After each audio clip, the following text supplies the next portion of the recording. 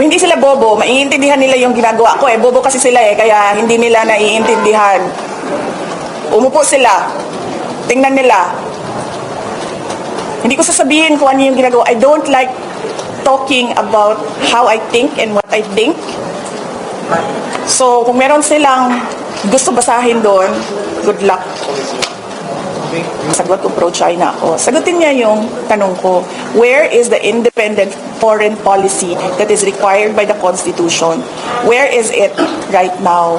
Explain to the Filipino people how you are going to implement your independent foreign policy.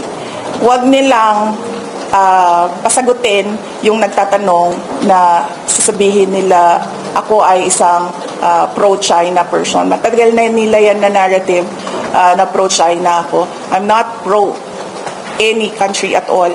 Ang sinasabi ko lagi, we need to develop, we need to maintain, and we need to level up our relations with all countries. Hindi lang sa China. Pero kung nakikita ninyo sa ngayon, nakikita nyo na we have problems, we have issues, we have challenges with our relationship with China, particularly with our issues and the implementation of the arbitral award in the West Philippine Sea. Bakit ka kikiling sa isang superpower na kalaban nung may problema ka? Kumaga, may problema tayo sa China. So bakit tayo kampi sa US? Parang magkaroon ka naman ng dignidad as a country. Huwag yung parang, ano ba yung magtago ka sa saya ng iyong nanay? Anong bang saying yun? Oo, magtago ka sa saya ng iyong nanay. Hindi. You stand on your own and face China with regard to your issues in the West Philippine Sea. You don't lean towards another superpower and say na, oh, please help me because he is bullying me. Yun. We have our Filipino pride. And in international relations, kung wala kang away, wag mo simulan yung away. You always need to cultivate good relations with not just your neighbors, but the entire global community. Sila din naman nagpapasalita sa akin Ayaw ko magsalita noon. Kasi nakikita ko yung mali na ginagawa niya. Pinipilit nila ako magsalita. Ngayon, sagutin niya.